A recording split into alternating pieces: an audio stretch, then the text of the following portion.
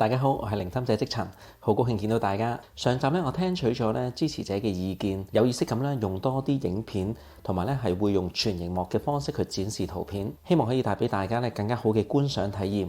唔知大家覺得咧效果如何？如果你哋咧有任何嘅意見咧，歡迎可以喺留言嗰度講俾我聽。謝謝你哋一路嘅支持。開始之前咧，先賣自家廣告啊！我都唔知咧幾時會有贊助嘅廣告啊！若果咧你想輕鬆了解咧 E Ink 世界嘅新資訊，記得咧訂閱我嘅 YouTube 頻道，留意一週一集嘅 E Ink Weekly。若果你咧願意支持我繼續去製作影片嘅話咧，歡迎 Buy Me a Coffee 或者咧 YouTube 嘅 Super Fans 嗰度咧去贊助我真誠咁感謝你。好啦，而家咧由我帶大家咧回顧過去一週向 E Ink 世界入邊所發生嘅新鮮事物。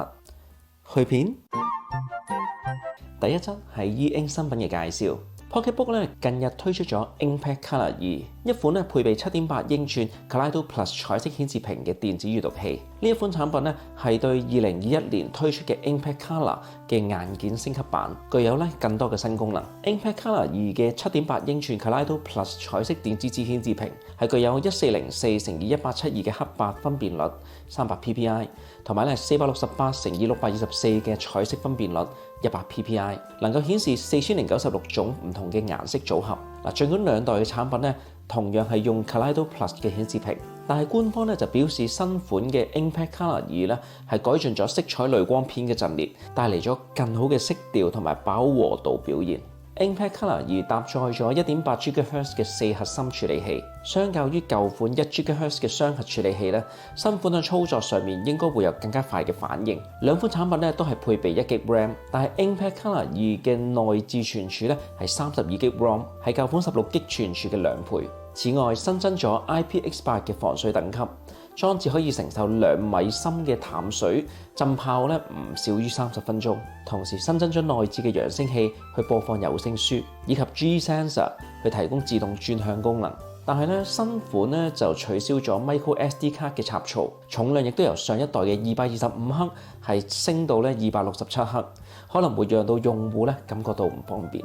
新一代嘅前燈咧係新增咗可調節暖色溫功能，有助於減少藍光，讓到用戶喺昏暗或者黑暗嘅環境當中咧都依然能夠舒適咁樣閱讀。Inkpad Color 2咧係支持訪問 Pocketbook 商店，用戶可以購買同埋下載各種嘅電子書資源，並且支持幾乎咧係所有主要嘅電子書同埋音頻格式。Pocketbook Inkpad Color 2將會喺5月初喺美國正式販售。定價係319.99美元。呢一回嘅彩機咧依然係落後，雖然 Kaleido Plus 咧係唔差，我而家咧喺屋企都用緊 Nova ASC 嘅仲係。但係若果有新嘅顯示更佳嘅選擇，用家當然係想獲得咧係更加好嘅體驗啦。唔知道 Pocketbook 嘅支持者又接唔接受呢？第二則同樣係 E Ink 新聞嘅介紹。Bigme 近日咧係推出咗2款新型嘅閱讀器，主打智能功能，並且將 ChatGPT 咧係整合到去嗰個系統入邊。第一款產品係 Bigme S6， 已經喺內地嘅市場上市，售價係2799人民幣。該產品咧係配備 7.8 英寸嘅黑白 E Ink 顯示屏，解像度係172×1404 300 ppi， 6GB RAM 128GB ROM， 8核心 2.3 GHz 處理器，以及咧係有500萬像素嘅前置鏡頭同埋800萬像素嘅後置鏡頭。此外 ，S6 係支持手寫筆、雙揚聲器、4麥克風、36級冷暖雙色前燈，具有 TF 卡插槽，最高支援1TB、藍牙 5.0， 甚至仲支持 4G LTE， 並且配有3000毫安嘅電池。係運行 Android 11嘅開放式系統。Bigme 今次咧又同京東合作，將京東書城咧係內置喺 S6 入邊，用戶可以享受咧係半價購買京東讀書 VIP 會籍，並且獲得咧超過咧60萬冊嘅電子書資源。而賣點之一嘅 ChatGPT 將會協助用戶咧係進行智能會議記錄整理，完成各種形式嘅內容創作，自動生成提綱，並且可以同佢咧進行一個好似人類一般嘅對話。另一款新型號咧係採用 Kaleido Free 面板嘅彩色10.3英寸 Inklook Color Plus。其實 Big Me 喺2個月之前咧已經喺國內市場推出咗呢個型號，以高硬件規格聞名。然而咧5499人民幣嘅呢個售價咧，喺國內嘅閱讀器市場當中算係非常高。趁住系統新版本咧整合咗 ChatGPT， 原版本咧就命名為經典版，並且趁勢推出青春版。青春版咧就由原本嘅6GB RAM、128GB ROM 咧就降至4GB RAM、64GB ROM， 其他嘅規格咧係一樣，而價格咧就下降咗1500人民幣，定價係3999人民幣。目前咧已經可以喺國內預訂，預計5月中發貨。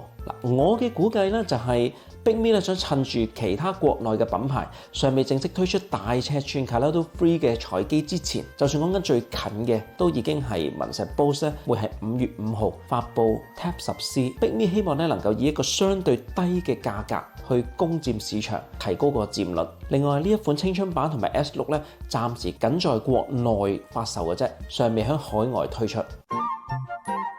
延續上一則新聞，第3則為大家介紹一下 Big Me 整合咗 ChatGPT 之後嘅具體情況。若果你手頭上咧係有去年年尾眾籌到手，採用 Kaleido Plus 面版嘅 Big Me Inklook Color， 你都不妨去睇一睇，係咪已經收到系統嘅更新檔。喺4月28日 ，Big Me 係為佢嘅 Inklook Color Plus 嘅產品咧推出咗一個更新檔，用戶喺升級之後咧就會獲得一個名為 ChatGPT 嘅全新 App 以及相關嘅人工智能功能。值得一提嘅係呢一次嘅更新同樣係適用於上一代 Inklook Color 嘅裝置，即係我手頭呢一部都有。呢一次更新咧為 Big Me 嘅裝置咧帶嚟咗2個重要嘅 AI 功能。首先，裝置咧喺會議記錄功能當中咧可以喺錄音之後進行一個 AI 智能總結，將內容以一個大綱形式去呈現，方便用戶可以快速瀏覽重點。其次，用戶可以透過 ChatGPT Apps 同 ChatGPT 咧進行聊天，仲可以咧係用語音去朗讀雙方嘅對話，或者喺創作嘅欄目入邊咧，你提供主題 ，AI 咧就會生成相應嘅提綱同埋內文。需要注意嘅係 ChatGPT 嘅資料庫咧，截止日期係2021年嘅11月23日，並未包含網絡搜索資料功能。另外，使用 ChatGPT Apps 嘅時候咧，你必須咧連接互聯網先用到嘅。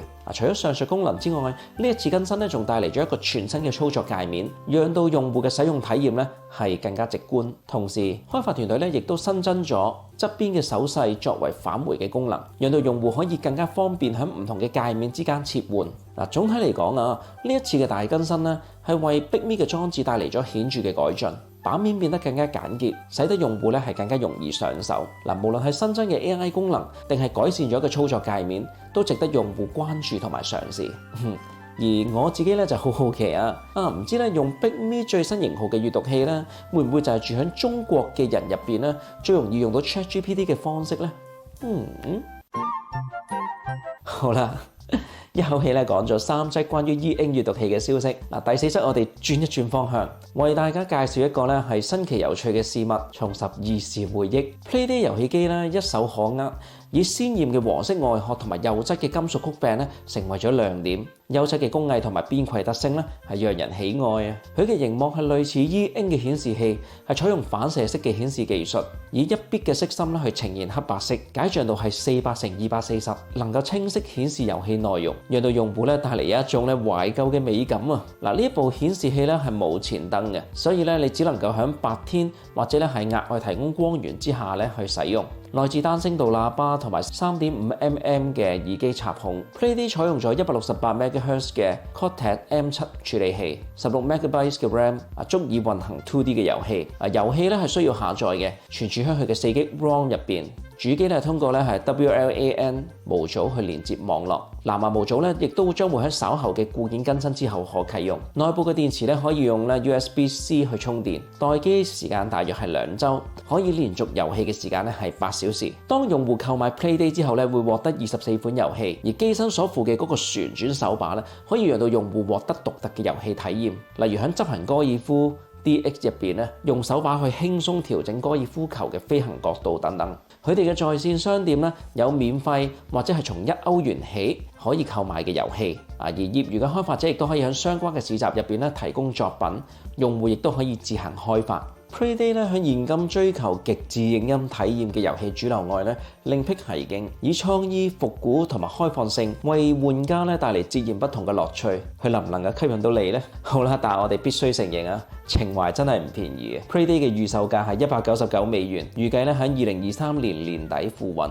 當去年咧因為 Dream Desk 而冒起嘅掌上型遊戲機市場咧，今年將會係一片腥風血雨，好多廠商亦都摩拳擦掌，對呢塊肥肉虎視眈眈。例如咧華碩嘅 ROG Ally 咧即將進場啦，睇住嗰堆咧玩3A 大作嘅大機咧，呢一部 Payday 真係猶如一股清泉，令我湧起咗曾經非常着迷，而家已經係非常遙遠嘅新鮮感，真係。不過咧講真，$199嘅定價咧，同佢嘅定位感覺真係唔係好相符。再超過一句，情懷果然不便宜啊！好嗱，今集 E-Ink Weekly 嘅內容咧就暫過一段落啦。